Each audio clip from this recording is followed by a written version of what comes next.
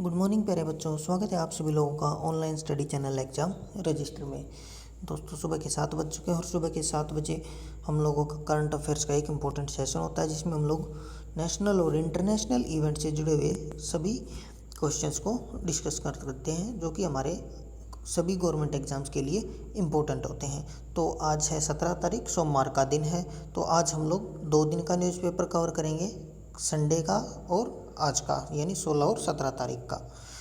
तो दोस्तों, सेशन शुरू करने से पहले आपको बता दूं कि चैनल को अब जिसने अभी तक सब्सक्राइब नहीं किया वो चैनल को सब्सक्राइब कर ले और बेल आइकन को दबा करके ऑल नोटिफिकेशन को सेलेक्ट कर ले, जिससे कि वीडियो के डलते ही हम आपको तुरंत नोटिफिकेशन मिल जाएगा जितने भी आगे आने वाली वीडियोज़ होंगी उनसे रिलेटेड।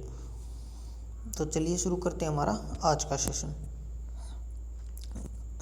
पिछले वीडियो में मैंने आप लोगों से क्वेश्चन ऑफ द डे पूछा था, उसका आंसर देख लेते हैं। पिछला जो क्वेश्चन ऑफ द डे था वो था हमारा, किस राज्य सरकार ने देश का पहला इलेक्ट्रिक वाहन पार्क शुरू करने की योजना बनाई है? तो इसका आपका सही आंसर हो जाएगा तमिलनाडु, ए ऑप्शन। चलिए आज के क्वेश्चंस देख लेते हैं। आज का जो हमारा पहला क्वेश्चन है वो है, किस देश ने एरो 2 बैलिस्टिक मिसाइल इंटरसेप्टर का परीक्षण किया है? तो ये आपका हो जाएगा बी, यानी कि इजराइल ने किया। तो देखिए अभी क्या है कि आपको पता होगा कि इजराइल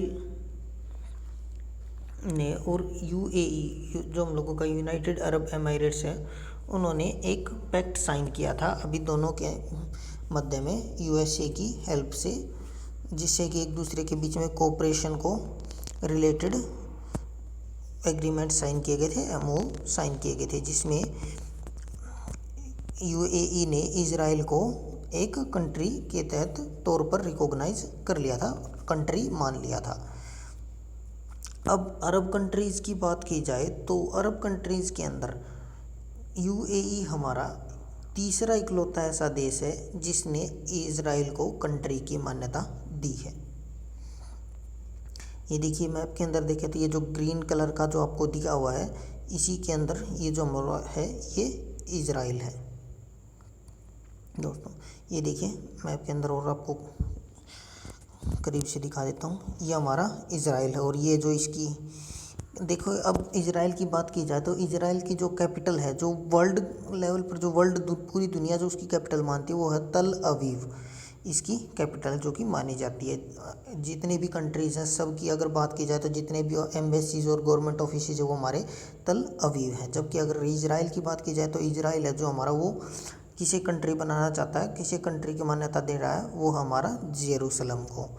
अब देखिए इजराइल के अंदर क्या है, इजराइल के अंदर दो जो हमारे रिलीजन से रिलेटेड पीपल हैं उनके बीच में कॉन्फ्लिक्ट रहता है।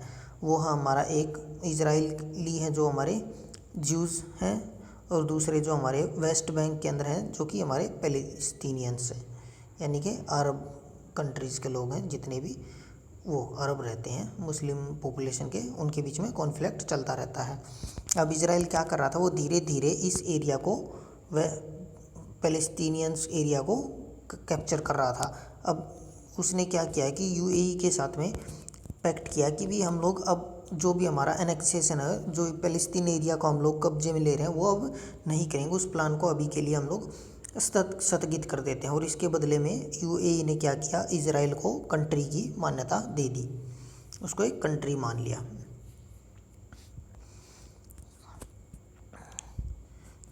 अगर इजराइल की बात की जाए तो इजराइल की कैपिटल है जो वो है जेरूसलम। प्रेसिडेंट है इसके जो हमारे वो हैं रिवन, और प्राइम मिनिस्टर है जो इसके वो है बेंजामिन नेतन्याहू। करेंसी है जो इसकी वो है न्यू शेकिल। अगला जो हमारा क्वेश्चन है वो है, who has written a book named our only home, a climate appeal to the world? तो आपका जो सही आंसर हो जाएगा वो होगा दलाई लामा, यानी कि आपका सी ऑप्शन सही हो जाएगा।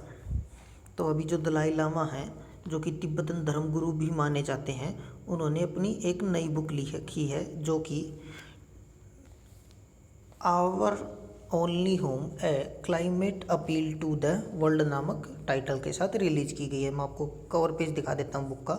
ये देखिए, ये बुक का कवर पेज है जो कि रिलीज की गई है। जो ये दलाई लामा देखिए कोई नाम नहीं है। दलाई लामा के एक तरह से कहा जाए तो ये धर्म गुरु है, एक ओहदा होता है जो हाईएस्ट गुरु होते हैं इनके।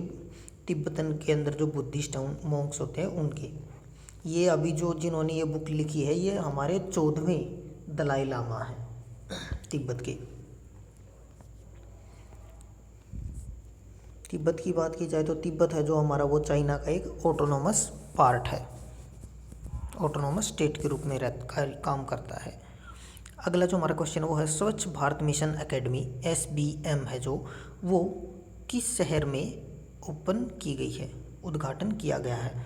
तो स्वच्छ भारत मिशन अकादमी की बात की जाए तो ये है जो हमारी ये न्यू दिल्ली के अंदर ओपन की गई है। जो हमारा स्वच्छ भारत मिशन था जो कि 2014 के अंदर लॉन्च किया गया था गांधी जी की जयंती के जन्मदिन के ऊपर, तो उसी से रिलेटेड जो हमारा स्वच्छ भारत मिशन अकादमी लॉन्च की गई है। ये देखिए, ये जो हमारे जो यूनियन जल शक्ति मिनिस्टर गजेंद्र सिंह शेखावत हैं उन्होंने जो स्वच्छ भारत मिशन एकेडमी है उसकी स्थापना की है दिल्ली के अंदर, जो कि गंदगी मुक्त भारत जो कैंपेन चल रहा है हमारा उसके रिलेटेड इसके अंदर जो है वो इनॉग्रेशन किया जाएगा और यहाँ पर उसके बारे में जानकारी दी जाएगी। और जो हमारा ODF प्रोग्राम था ओपन डेफिकेशन फ्री, खुला में शौच मुक्त भारत का, उससे भी रिलेटेड यहाँ पर जानकारी दी जाएगी। अगला जो हमारा क्वेश्चन हुआ किस संगठन ने स्वदेशी रूप से air unique quality monitoring photonic system विकसित किया है। तो ये जो आप लोगों का जो air unique quality monitoring photonic system है लॉन्च किया गया है, ये आपका लॉन्च किया गया है वैज्ञानिक एवं औद्योगिक अनुसंधान केंद्र यानी कि scientific and industrial research centre. ये ऑप्शन आपका सही हो जाएगा। अगला जो क्वेश्चन आपका वो है 15 अगस्त 2020 से 2 अक्टूबर 2020 तक जो फिट इंडिया फ्रीडम रन शिविर है जो उसका संगठन किस संगठन के द्वारा आयोजित किया जाएगा। तो ये जो आप लोगों का जो आयोजित किया जाएगा ये किया जाएगा ministry of youth affairs and sports के द्वारा, यानी कि आपका सी ऑप्शन सही हो जाएगा। अभी जो 15 अगस्त को जो हमारे स्पोर्ट्स मिनिस्टर हैं किरण रिजिजू जी उन्होंने ministry of youth affairs and sports है जो हम लोगों की उसके द्वारा ये हम लोगों का जो है फ्रीडम रन आयोजित किया गया है। अगला जो क्वेश्चन हमारा वो है who among the following is organising a series of webinars under the theme देखो अपना देश। निम्नलिखित में से कौन सा थीम के तहत वेबिनार की एक श्रृंखला आयोजित कर रहा है, जो कि थीम क्या है देखो अपना देश। तो जो देखो अपना देश जो थीम है वो जो हमारी लॉन्च की गई है वो की गई हमारी जो मिनिस्ट्री ऑफ टूरिज्म है उसके द्वारा की गई है। इसके अंदर जो है लोगों को इंडिया के अंदर जो हमारा कल्चरल रिलेशनशिप्स वो हैं और कल्चरल एक्टिविटीज़ हैं उनको बढ़ावा देने के लिए और जो टूरिज़्म है उसको बढ़ावा देने के लिए ये हमारा जो अभियान है वो चलाया जा रहा है मिनिस्ट्री ऑफ टूरिज्म के द्वारा। अब आपको पता ही होगा कि कोरोना की वजह से क्या हुआ कि सब कुछ हमारा जो कंट्री के अंदर जितनी भी एक्टिविटीज़ हैं वो सारी की सारी रुक गई और स्पेशली टूरिज्म इंडस्ट्री है वो तो बिल्कुल एक तरह से स्थिर अवस्था के अंदर आ गई है, बिल्कुल बंद हो गई है। तो उसी को वापस से शुरू करने के लिए बढ़ावा देने के लिए जो इनिशिएटिव ये चलाया गया है। अगला जो क्वेश्चन है वो हमारा फ्लाई ऐश के उपयोग में वृद्धि के लिए रिहांद परियोजना में किस संगठन ने बुनियादी ढांचा विकसित किया है। तो आपका जो सही ऑप्शन होगा इसका वो हो जाएगा NTPC यानी कि डी ऑप्शन सही हो जाएगा। तो देखिए अभी NTPC ने क्या किया है, जो हम लोगों के जितने भी जो कोल्स के जो हम लोगों के प्लांट होते हैं यानी कि जो कोल से इलेक्ट्रिसिटी मैन्युफैक्चरिंग करते हैं वहाँ पर क्या होता है जब हम लोग कोल को बर्न करते हैं तो वहाँ पर एसिड जो हम लोगों की होती हैं फ्लाई ऐश वो हमारी जो अवशिष्ट होता है उसके रूप में आउटपुट के रूप में बच जाती हैं वो। तो अब उन एसिड्स को लिए क्या है जो हमारी NTPC से है इसने क्या किया है कि भी जो ये एसिड्स हैं इसको हम लोग जो हम लोगों का प्रोडक्ट बचता है एक्स्ट्रा उसको हम लोग सीमेंट उद्योग है जो हम लोगों का उसके अंदर यूज़ करेंगे और वहाँ पर इसके विभिन्न प्रोडक्ट्स बनाने के अंदर इस्तेमाल किया जाएगा, जिससे क्या होगा कि जो ये हम लोग इसको इधर उधर डंप नहीं करना पड़ेगा, हम लोगों का जो पोल्यूशन है उसके अंदर भी कमी आएगी, पोल्यूशन नहीं होगा, और जो हम लोगों को जो सीमेंट इंडस्ट्री है उसको एक अच्छा सस्ते लेवल पर रॉ मटेरियल भी मिल जाएगा। तो इसलिए इसको एनटीपीसी ने जो है वो शुरू किया गया है। ये देखिए जो NTPC national thermal power corporation है उसने उत्तर प्रदेश के अंदर जो ये रिहंद परियोजना है वहाँ से सीमेंट प्लांटों को सस्ती फ्लाई ऐश है जो उसको पहुँचाने के लिए प्रोवाइड करने के लिए एक ढांचा विकसित किया जा रहा है यहाँ पर। तो अभी जो हम लोगों का जो बिजली मंत्रालय है, इलेक्ट्रिसिटी मिनिस्ट्री है, उसने जो है वो कहा कि भी जो हमारा एनटीपीसी है वो जो बिजली संयंत्रों से जो भी हमारी जो इलेक्ट्रिक प्लांट्स होते हैं उनसे जो जितनी भी एसिड निकलती है उसका 100% है जो हम लोग उसको यूटिलाइज करेंगे, उपयोग करेंगे। अभी जो हमारा इसी योजना के तहत जो हमारा 2019-20 का जो वित्त वर्ष है हम लोगों का फाइनेंशियल ईयर है, इसके अंदर अब तक 44 मिलियन टन जो है फ्लाई ऐश है उसका अधिक उपयोग किया जा चुका पहले से ज़्यादा इस इनिशिएटिव के तहत। अगर बात की जाए एनटीपीसी की, तो देखिए जो एनटीपीसी थी इसकी फाउंडेशन थी जो हमारी नेशनल थर्मल पावर कॉरपोरेशन है, इसकी स्थापना की गई थी 7 नवंबर 1975 को। इसका हेडक्वार्टर वो न्यू दिल्ली के अंदर है, और जो इसके एमडी और चेयरमैन है अभी वो है गुरदीप सिंह एनटीपीसी के। याद रखिएगा अभी एनटीपीसी की अगर मैं पावर जनरेशन कैपेसिटी की बात करूँ तो अभी जो है करंटली 55 पावर प्लांट्स हैं जो कि पावर स्टेशन है जो अभी एनटीपीसी ऑपरेट कर रहा है, जिनमें से 24 कोल के हैं, 7 है जो हमारे कंबाइंड है, यानी कि गैस भी और फ्यूल भी, लिक्विड फ्यूल भी दोनों के दोनों यूज होते हैं। उसके अंदर 2 हाइड्रो प्रोजेक्ट हैं, एक विंड एनर्जी का और 11 सोलर प्रोजेक्ट है, जिनके ऊपर अभी एनटीपीसी वर्क की कंडीशन के अंदर कर रहा है। और दूसरा जो अमरो है ये इसके अंदर अभी 9 कोल और 1 गैस स्टेशन है जो कि जॉइंट वेंचर और सब्सिडरी के तहत भी इसको ओनरशिप के अंदर ये है चल रहा हमारा। जो इसका एनटीपीसी का अगर बात करूँ तो जो फर्स्ट थर्मल पावर प्रोजेक्ट था वो हमारा 1976 के अंदर जो उत्तर प्रदेश के अंदर जो शक्ति नगर है उसके अंदर हमारा लगाया गया था। अगला जो हमारा क्वेश्चन है वो है national cadets corpse was established in which year, यानी कि जो हमारा एनसीसी डिपार्टमेंट है उसकी स्थापना किस वर्ष की गई थी। तो इसका जो आपका सही ऑप्शन हो जाएगा वो होगा ए 1948 में। तो जो हमारे नेशनल कैडेट कोर्प्स यानी कि एनसीसी होगा, आपको पता ही होगा कि जो एनसीसी है हम लोगों का ये हर साल कैंप लगाता है और कॉलेजेज से जितने भी कॉलेजेज और स्कूल्स हैं वहाँ से हम लोगों के बच्चों को उठाता है और वहाँ से उन लोगों को एक ट्रेनिंग प्रोवाइड करता है जो कि हम लोगों की उसको एक तरह से मिलिट्री ट्रेनिंग की तरह ही होती है, बट थोड़ी डिफरेंट होती है, जिसके अंदर उसके अंदर थोड़ा लो लेवल की करवाई जाती है। वहाँ पर जो जैसे हम लोगों का फिजिकल एक्टिविटीज़ करवाना, स्पोर्ट्स के बारे में बच्चों को एनकरेज करना और भी सारी एक्टिविटीज़ जो है करवाई जाती हैं। अब देखिए एनसीसी का फ़ायदा क्या होता है। एनसीसी के अंदर जो हम लोगों का सोशली जो अडेप्टेशन होता है बच्चों को भी आपस में एक दूसरे के साथ घुलना मिलना वो सब सिखाया जाता है। दूसरा जो ग्रुप के अंदर काम करना सिखाया जाता है, जिससे कि हम लोगों की ग्रुप वर्किंग कैपेसिटी भी इम्प्रूव होती है और जो हम लोगों का म्यूचुअल कोऑपरेशन होता है उसको भी बढ़ावा मिलता है। ये सब सारी उस जो हमारी एनसीसी के अंदर सिखाई जाता है, इसके बहुत सारे फ़ायदे होते हैं। जो कि एनसीसी की अगर मैं बात करूँ तो एनसीसी की जो हमारी स्थापना वो 16 जुलाई 1948 को की गई थी। अब देखिए जो 16 जुलाई 1948 को की गई थी हमारी जो है ये आज़ादी के बाद जो उसको गठन किया गया था फिर से वो है। वैसे पहले भी आज़ादी से पहले ही इसका गठन हो गया था, बट हम लोग जो आज़ादी के बाद की डेट इसकी जो मानते हैं वह 16 जुलाई 1948 को। ठीक है, अब जो ये प्रोवाइड करवाती है ट्रेनिंग्स ये तीनों के जो हमारी फोर्सेज हैं उनके थ्रू प्रोवाइड की जाती है। आर्मी कुछ सेंटर्स के अंदर आर्मी के द्वारा की जाती है, कुछ के अंदर नेवी के द्वारा, कुछ के अंदर एयरफोर्स के द्वारा की जाती है।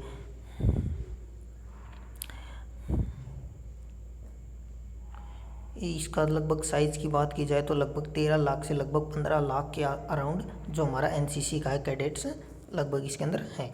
जो हेडक्वार्टर की बात की जाए तो न्यू दिल्ली के अंदर है। मोटो है इसका एकता और अनुशंसा, यानी कि यूनिटी एंड डिसिप्लिन। इसका मोटो है। अभी इसके डायरेक्टर जनरल की बात करूँ तो वो हैं, इसके डायरेक्टर जनरल हैं राजीव चोपड़ा जी। चलिए ये देखिए, अभी एनसीसी के अंदर क्या हुआ कि जो हमारे डिफेंस मिनिस्टर जी हैं और जो हमारे प्राइम मिनिस्टर हैं, उन्होंने 15 अगस्त को जो हमारी घोषणा की थी कि भी जो हमारी एनसीसी है उसको जो हमारे बॉर्डर एरियाज़ हैं और जो हम लोगों के कोस्टल एरियाज़ हैं, समुद्र से लगते हुए किनारे हैं, उनके अंदर भी इसको प्रमोट किया जाएगा काफ़ी। क्योंकि अभी देखिए जितने बॉर्डर एरियाज़ हैं जो हमारे समुद्र से लगी हुई सीमा से जितने भी रिलेटेड गांव या विलेजेस ज़िले हैं, उनके अंदर क्या है, अभी इसका जो वहाँ के युवा हैं वो कम पार्टिसिपेट करते हैं इसके अंदर। तो अभी गवर्नमेंट क्या करेगी कि उनको भी वहाँ तक लेके जाएगी एनसीसी तक और उनको भी पार्टिसिपेशन करवाएगी, जिससे कि जो हमारे युवा हैं उनके अंदर जो हम लोगों का यूनिटी और कोऑपरेशन है उसको बढ़ावा दिया जा सके और उनको जो हमारी आर्म्ड फोर्सेज हैं उनके अंदर भी पार्टिसिपेट करने के लिए ज्वाइन करने के लिए मोटिवेट कर सकें। इसके तहत अभी जो हमारी 1000 से अधिक जो स्कूल और कॉलेज हैं उनकी पहचान की जा चुकी है, जो कि हमारे कोस्टल एरियाज़ के अंदर और बॉर्डर एरियाज़ के अंदर है, जहाँ पर एनसीसी की शुरुआत की जाएगी। इसके लिए जो हम लोगों की जो 83 एनसीसी यूनिट हैं उनको हम लोग अपग्रेड करेंगे, जो कि इनको यहाँ पर कोस्टल एरियाज और बॉर्डर एरियाज़ के युवाओं को ट्रेनिंग देने के लिए काम करेगी, जिसके अंदर 83 में से 53 तो हमारी जो आर्मी से होंगे, 20 नेवी के लिए होंगे और 10 जो हमारे कैंप्स होंगे वो वायुसेना के लिए किए जाएंगे। अगला जो हमारा क्वेश्चन है वो है, किस संगठन ने एक भारत टीम इंडिया अभियान शुरू किया है? तो अगर बात की जाए एक भारत टीम इंडिया अभियान की, तो ये हमारा शुरू किया गया है ओलंपिक एसोसिएशन ऑफ इंडिया के द्वारा, यानी कि आपका डी ऑप्शन सही हो जाएगा। अब एक भारत टीम इंडिया ये क्या है? इसके अंदर देखिए कुछ नहीं है, स्पोर्ट्स जो हम लोगों के हैं उनको थोड़ा बढ़ावा देने के लिए, पार्टिसिपेशन को इंक्रीज करने के लिए ये कैंपेन चलाया गया है। ये आप इसके बारे में देख सकते हैं, जो इन्फॉर्मेशन है वो देख सकते हैं। जो हमारा इंडियन ओलंपिक एसोसिएशन, उसने जो हम लोगों का ओलंपिक्स के अंदर जो फर्स्ट टाइम हम लोगों ने तब पार्टिसिपेट किया था, उसको 100 ईयर्स हो चुके हैं, तो उसके उपलक्ष्य में इसको खेलो एक टीम एक इंडिया को जो हमारा इनिशिएटिव इसको लॉन्च किया गया था। IOA इंडियन ओलंपिक एसोसिएशन की अगर बात की जाती है, हमारा IOA का लोगो है, देख सकते हैं आप साइड के अंदर जो दिया गया है। दूसरा जो हमारा कंट्री या रीजन इंडिया के अंदर आता है, जो कि हमारा इसकी बात करूँ तो IOA इंडियन ओलंपिक एसोसिएशन की जो हमारा 1924 के अंदर इसकी स्थापना की गई थी। अगर बात की जाए तो प्रेसिडेंट है जो हमारे IOA के, अभी जो हमारे प्रेसिडेंट है वो हैं नरेंद्र ध्रुव बत्रा जी, और जो हमारे सेक्रेटरी जनरल हैं वो हैं राजीव मेहता। ओलंपिक्स की, जब इंडियन ओलंपिक एसोसिएशन की बात आई है तो जाहिर सी बात है ओलंपिक्स की इन्फॉर्मेशन तो हम लोगों को चाहिए, क्योंकि ओलंपिक्स जो हमारे यहाँ होते हैं वो सबसे बड़ी गेम्स माने जाते हैं एथलेटिक्स के अंडर भी, और जितने भी हमारे इंडोर या फिर आउटडोर एक्टिविटीज़ होती हैं उनके अंदर भी सबसे इंपॉर्टेंट माने जाते हैं। देखिए ओलंपिक्स होते हैं वो हम लोगों के 4 साल के अंदर किए जाते हैं। 2 तरह के ओलंपिक्स होते हैं, विंटर ओलंपिक और समर ओलंपिक्स। अगर बात की जाए भारत की प्रतिनिधित्व की बात की जाए ओलंपिक्स के अंदर, तो भारत ने पहली बार 1900 के अंदर पेरिस ओलंपिक के अंदर भाग लिया था, जिसके अंदर भारत की तरफ से जिन्होंने भाग लिया था वो थे रोमन रिचर्ड थे जिन्होंने भाग लिया था। उसके बाद जो इंडिया ने ओलंपिक के अंदर जो एक संगठन के थ्रू भाग लिया था वो हमारा 1920 और 1954 के अंदर भाग लिया था, जब हमारे जो सर दोराबजी टाटा जी थे उन्होंने इसको बढ़ावा दिया था और पार्टिसिपेशन के लिए भी एनकरेज किया था। 1920 के बाद से इसको जो हम लोगों के गेम्स को लेकर के काफ़ी एनकरेजमेंट किया गया था, और इसके लिए एक समिति भी बनाई गई थी जिसे कि हम लोग GN नोहरेन के नाम से भी बनाई गई थी, जो कि इसके अध्यक्ष थे।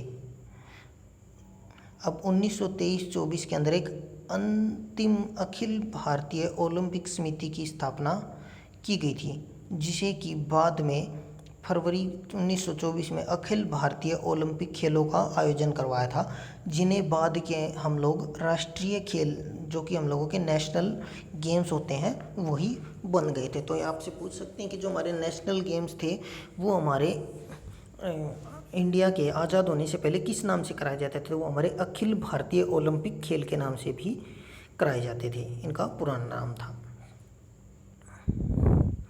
अगर बात की जाए तो उसके बाद से देखिए हमारा लगातार हम लोग ओलंपिक्स के अंदर जो है वो पार्टिसिपेट करते हैं। अगर ओलंपिक के अंदर जो हम लोगों के अब तक के मैं जो हम लोग अभी तक जो मेडल्स जीते हैं उसकी बात की जाए तो देखिए वुमेंस के अंदर जो हम लोगों ने जीता था वो था वेट लिफ्टिंग के अंदर, जो हमारी कर्णम मल्लेश्वरी थी, वेट लिफ्टर थी, उन्होंने 2000 के अंदर ब्रॉन्ज जीता था, जो कि ऑस्ट्रेलिया के अंदर हुए थे 2000 के ओलंपिक्स।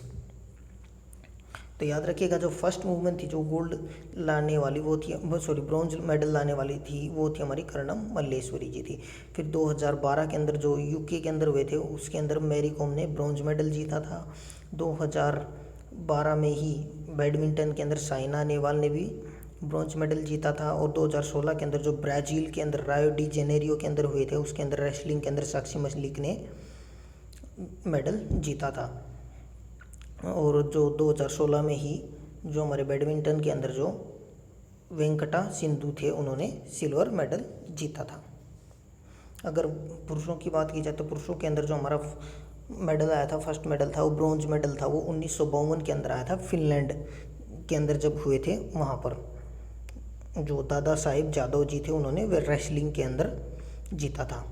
उसके बाद 1996 के अंदर यूएसए के अंदर हुए थे, उसके अंदर लिएंडर पेस ने टेनिस के अंदर ब्रॉन्ज मेडल जीता था।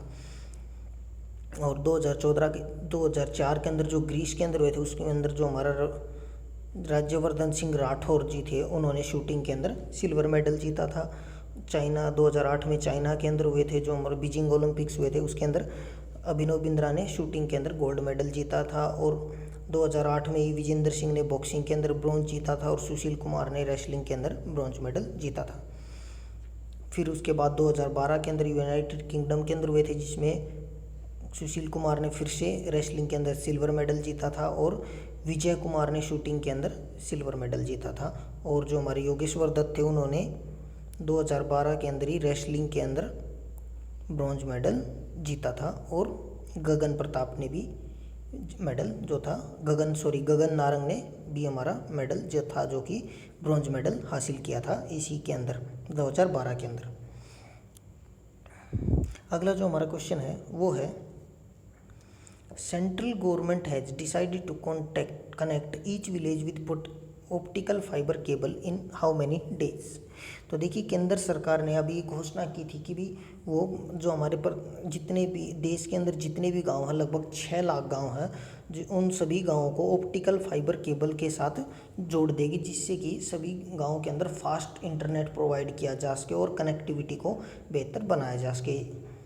तो इसके लिए जो उन्होंने टारगेट रखा था वो रखा था हमारा 1000 दिन का, यानी आपका डी ऑप्शन सही हो जाएगा।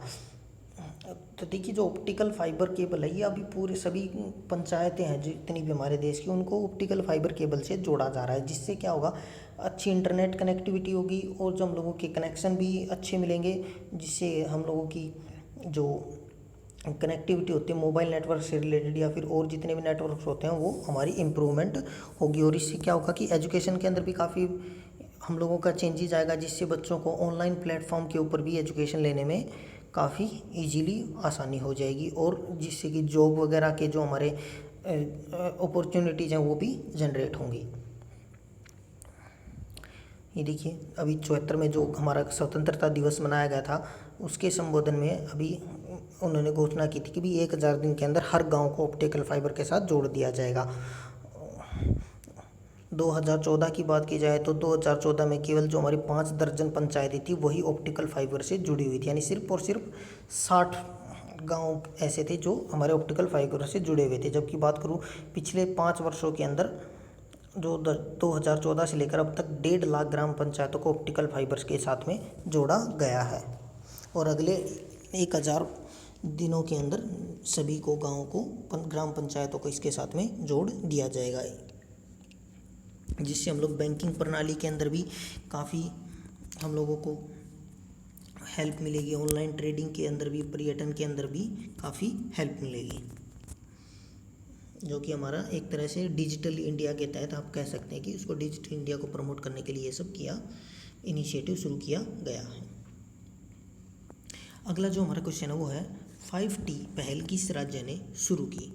तो देखिए जो 5T पहल शुरू की है वो की है आपकी उड़ीसा ने, तो आपका डी ऑप्शन सही हो जाएगा। अब 5T की पहल की जो शुरुआत की है, इसके अंदर 5T क्या है, 5T का मतलब क्या है। तो देखिए 5T जो है वो उसका मतलब क्या है, team work, technology, transparency and time for transformation.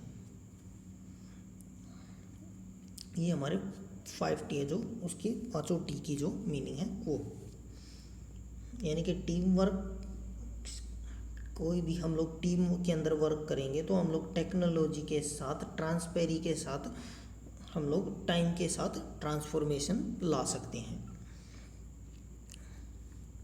चलिए अगला क्वेश्चन है जो हम लोगों का वो है, हाल ही में किस राज्य ने नया लोगो अपनाया है।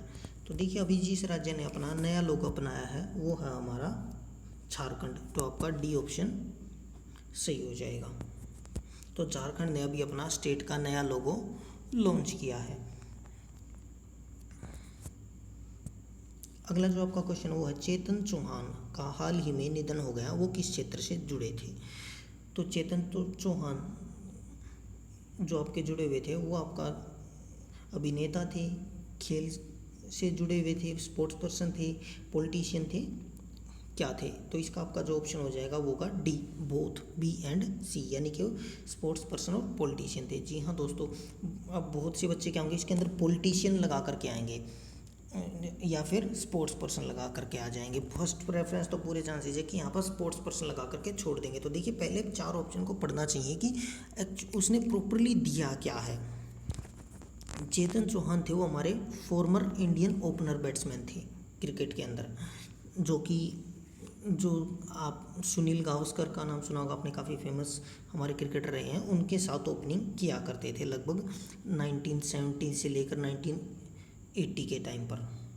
और उसके बाद रिटायर होने के बाद, क्रिकेट से रिटायरमेंट लेने के बाद ये पॉलिटिक्स के अंदर भी आ गए थे और यूपी के अंदर मिनिस्टर भी, जो हमारी उत्तर प्रदेश सरकार उसके अंदर मंत्री भी रहे थे। तो आपका आंसर हो जाएगा बोथ बी एंड सी। आज का जो हमारा क्वेश्चन ऑफ डे है वो है, सलल डैम है, जो हमारा सलल बांध है वो किस राज्य के अंदर स्थित है। तो इसका आंसर आप लोगों को कमेंट बॉक्स के अंदर देना है और आपको बताना है कि इसके बारे में जितनी से ज़्यादा इन्फॉर्मेशन हो वो आपको इसके अंदर लिखनी है। और जिस भी राज्य के अंदर ये है उस राज्य के बारे में भी आपको कम से कम 5 फैक्ट कमेंट के अंदर बताने हैं। उसके 5 फैक्ट क्या बता सकते हैं आप लोग कि भी जिस स्टेट के अंदर ये है उस स्टेट के गवर्नर कौन है, चीफ मिनिस्टर कौन है, उसकी कैपिटल कौन है, क्या है, वहाँ के नेशनल पार्क कौन कौन से हैं और वहाँ के जो हमारे इम्पोर्टेंट नदियाँ हैं वो कौन कौन सी हैं। तो दोस्तों आज के लिए इतना ही। अगर आपको हमारा सेशन पसंद आया तो लाइक करें, शेयर करें और सब्सक्राइब करें। और अगली जो वीडियोज़ हैं हमारी उनको नोटिफिकेशन प्राप्त करने के लिए बेल आइकन को दबाएं। तो मिलते हैं कल के सेशन के अंदर, तब तक के लिए धन्यवाद।